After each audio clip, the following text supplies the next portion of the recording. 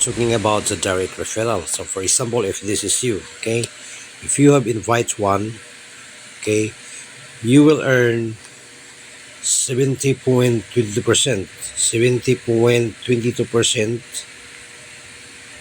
22% from the 0.0045 BNB or OPBNB, okay, because OPBNB or BNB, they have the same value, okay, so there is no limit in inviting. So for example, if this is your first level, all your invites will be placed in unilevel structure, because we have two structure, the unilevel structure, okay, the unilevel structure and the binary structure, okay, and the binary,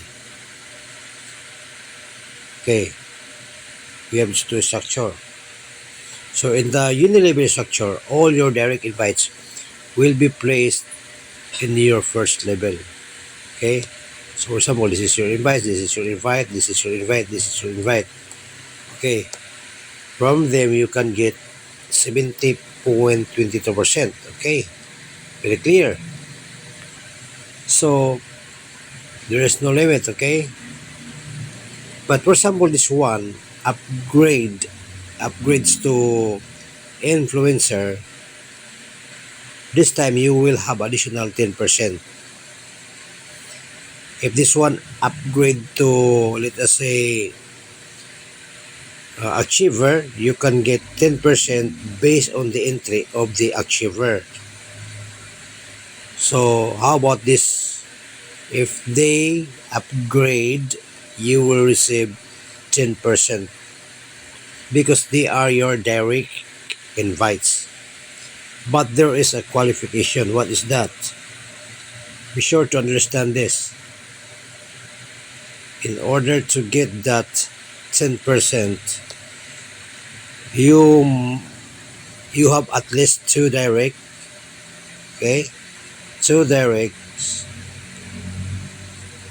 that an influencer rank, okay, influencer rank, okay, influencer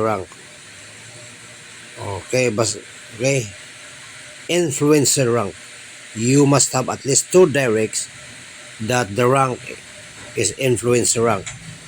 So that is the only qualification, because even if you are just an influencer rank, for example, you are just an influencer rank,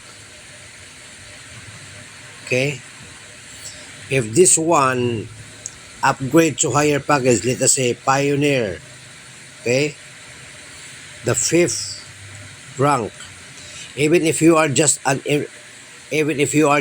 influencer, for example, you are just an influencer rank, you can still get additional 10% from the person that upgraded to pioneer, okay. So that is the what we call the direct referral bonus.